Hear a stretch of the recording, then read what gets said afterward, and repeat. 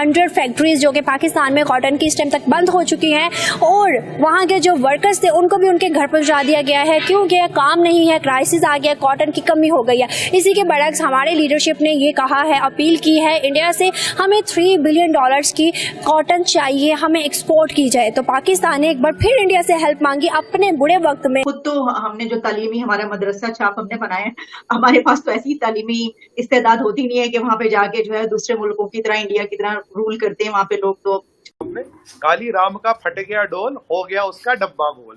अब जो डोल नगारे बजने वाले थे, बजाने वाले, की डोल ही फट गए कि अभी कॉटन के लिए जैसे हमने $3 बिलियन का कहा है, आपको लगता है कॉटन हमारे मुल्क में वो अब दोबारा भेजेंगे? इस इंसल्ट भी होती है। बिल्कुल नहीं भेजेंगे। आप देखें कैसे भेज सकते हैं, जब एक दफा हमारी पब्लिक ने उनको ठुकरा दिया तो फिर क्या बनेगा। जैसे आप कश्मीर कश्मीर चिल्लाएंगे, जैसे जैसे आप कश्मीर को आगे लेकर जाएंगे, वैसे वैसे आपके फिर जो है वो आपके साथ इसी तरीके से आपके पॉइंट्स उठाए जाएंगे। इंडिया की बात देखिए, महादेव की धरती को ना कोई हिला पाया, ना कोई हिला पाएगा।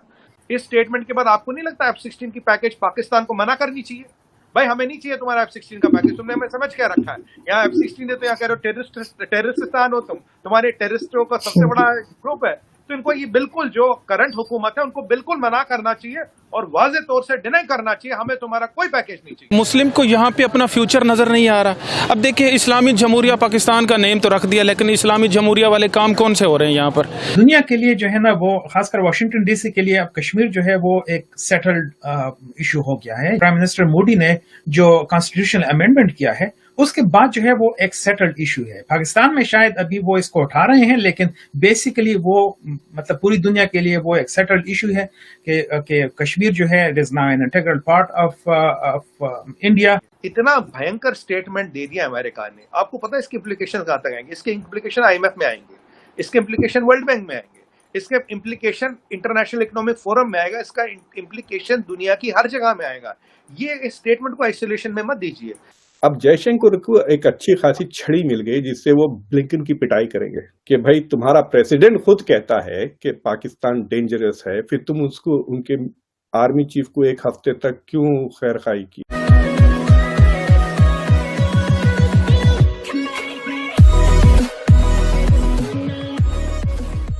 नमस्कार दोस्तों, एक समय था, भले ही थोड़े समय के लिए था, लेकिन एक समय था जब पाकिस्तान जो था वो इंडिया से ज्यादा स्पीड से ग्रो कर रहा था। देखिए, एक समय था जब अनलिमिटेड वेस्टर्न कंट्रीज की तरफ से अनलिमिटेड एड्स आया करती थी, मतलब कि ऐसा पैसा जो वो वापस नहीं लेंगे। अमेरिका और यूरोपियन कंट्रीज अच्छा खासा पैसा दिया करते थे और उस समय था जब इंडिया स्ट्रगल किया करता था, लेकिन इंडिया ने उस समय पर भी हाथ आगे नहीं बढ़ाया, मतलब भीख नहीं मांगी और इंडिया आज तो कुछ अलग लेवल पर ही पहुंच गया है। लेकिन पाकिस्तान उस समय पर भी भीख मांगता था, आज भी वही कर रहा है। जो भी हो, बोरोड मनी थी उसके पास, अच्छा खासा करप्शन पाकिस्तानी आर्मी और पाकिस्तानी गवर्नमेंट किया करते थे, लेकिन उस पर भी जो पैसा बचता था उस पैसे को लेकर वो जो भी हो सके उतनी ग्रोथ करने की ट्राई करते थे पाकिस्तान के अंदर। लेकिन आज सिचुएशन इतनी विपरीत हो चुकी है, जैसे इस वीडियो में बताया गया है कि $3 बिलियन की भीख मांगी गई है इंडिया से। आप समझ सकते हो पैसा मांगा गया है। तो ये सारी सिचुएशन अब पाकिस्तान के लिए बहुत ही अलग लेवल की विपरीत होती हुई दिख रही है। इसी के साथ ये वीडियो शुरू करते हैं। काली राम का फट गया डोल, हो गया उसका डब्बा गोल। अब जो डोल नगारे बजने वाले थे, बजाने वाले, इनके डोल ही फट गए। और आज हुआ क्या, जब ये स्टेटमेंट आया, आप देख रहे कितना शिफ्ट हुआ। मतलब 2 दिन में जो एक परसेप्शन बनाया गया, भारत को हमने पछाड़ दिया, हमने जी रिलेशन सुधार दी। मैं तो कह रहा हूँ इससे अच्छी रिलेशन तो इमरान खान के टाइम में थी। इमरान खान याजी के टाइम में इतनी खराब स्टेटमेंट तो यूएस ने नहीं दी थी। 2019 में एक डिफेंस सेक्रेटरी ने यूएस के बोला था ऐसा, बट 19 के बाद अगर हम बात करें तो आज तक ऐसी कोई खतरनाक स्टेटमेंट आई नहीं। अब ये president of United states of America Joe Biden साहब खुद बोल रहे हैं, ये और कोई नहीं बोला, जो बाइडेन साहब खुद बोल रहे हैं। बोले भाई ये हो गया आपके साथ, ये टेररिज्म और ये न्यूक्लियर बनता है, ये खतरनाक कॉकटेल बनती है। आप क्या कम करीब 20-50 टेररिस्ट ऑर्गेनाइजेशन होंगी, 10-15 तो ग्लोबली डेजिग्नेटेड टेररिस्ट ऑर्गेनाइजेशन है, करीब 15 एक है, और उनमें से आधी से ज्यादा की नजर तो भारत पे है। ठीक है जी। देखिए F-16 के पैकेज की बातें हो रही थी। अब देखिए, अब मैं थोड़ा डाइवर्ट करूंगा। इस स्टेटमेंट के बाद आपको नहीं लगता F-16 की पैकेज पाकिस्तान को मना करनी चाहिए? भाई हमें नहीं चाहिए तुम्हारा F-16 का पैकेज, तुमने हमें समझ क्या रखा है? यहाँ F-16 देते, यहाँ कह रहे हो टेररिस्तान हो तुम, तुम्हारे टेररिस्टों का सबसे बड़ा ग्रुप है। तो इनको ये बिल्कुल जो करंट हुकूमत है उनको बिल्कुल मना करना चाहिए और वाज़े तौर से डिनाई करना चाहिए, हमें तुम्हारा कोई पैकेज नहीं चाहिए। अब मुद्दे पे वापस नहीं सर, अब इतना इतना सीरियस मत हो। अब ऐसा थोड़ी है कि ऐसा कुछ बोल देंगे तो हम पैकेज वापस कर देंगे, ऐसा कुछ नहीं होने वाला। लेकिन ये जरूर है कि मैं लास्ट में ये जरूर कहूंगी कि पाकिस्तान को इस पे बड़ा जबरदस्त किस्म का प्रोटेस्ट करना चाहिए। और जैसे हर एम्बेसी, फ्रांस एम्बेसी के सामने पहुंच गए थे, फ्रेंच एम्बेसडर को कह रहे थे निकाल दो, तो इसी तरह से अमेरिकन एम्बेसी के सामने जाके भी भंगड़े डालने चाहिए और अमेरिकन एम्बेसडर को भी निकाल देना चाहिए। और जो IMF से या वर्ल्ड बैंक से पैसे लिए वो उनके मुंह पे नाम आ रहे, अब ले लिए तो ले लिए, दफा करें, वापस ना करें। ये ज्यादा मेरे ख्याल में ज्यादा मुश्किल काम होगा। नहीं, मैं दो चीजें और बोलूंगा। आपने अच्छी दो चीजें बोली, दो चीजें मैं ऐड करूंगा अपनी तरफ से।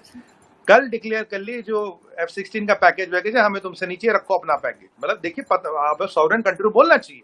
और दूसरी चीज आप कल डिक्लेयर कर ले, मैं एक टेक्निकल पॉइंट बोलूंगा सीरियसली, अगर आपको डैमेज कंट्रोल करना और आपके इरादे ठीक है, आपके इंटेंशन बिल्कुल ठीक है, आप बताएं कि government of Pakistan and military of Pakistan takes the full responsibility of nuclear arsenal of Pakistan. अगर कोई भी कुछ हो, हमारी गलती होगी, and we commit NFU, no first use. ये चीज बोल दीजिए, 50% मसला हल्का हो जाएगा। कि अभी कॉटन के लिए जैसे हमने $3 बिलियन का कहा है, आपको लगता है कॉटन हमारे मुल्क में वो अब दोबारा भेजेंगे? इस इंसल्ट भी होती है। बिल्कुल नहीं भेजेंगे। आप देखिए कैसे भेज सकते हैं, जब एक दफ़ा हमारी पब्लिक ने उनको ठुकरा दिया तो फिर क्या बनेगा? बिल्कुल नहीं है। नुकसान किसका है? नुकसान तो इसमें हमारी हुकूमत का, गवर्नमेंट का है, पाकिस्तान का, और किसका है? हमारे यहाँ से जो पाकिस्तानी है वो बाहर जाना चाहते हैं, लेकिन बाहर के लोग यहाँ नहीं आना चाहते। आप इसकी बड़ी एग्जांपल देख लें कि यहाँ से हिंदू माइग्रेट करते हैं, इंडिया से मुस्लिम को नहीं माइग्रेट करते।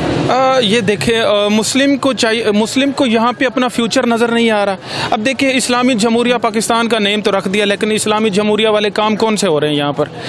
यही चीज़ है कि अब मुस्लिम जो गैर मुस्लिम है वो हमारे से बेहतर हैं, काम कर रहे हैं, लेकिन इधर इतनी अवेयरनेस नहीं है, क्या करें? ये डेवलपमेंट कैसे कर रहा है? अगर हम देखें 75 ईयर्स हुए हैं, 75 ईयर्स हमें हुए हैं। उनकी आबादी भी तो देखे कितनी है।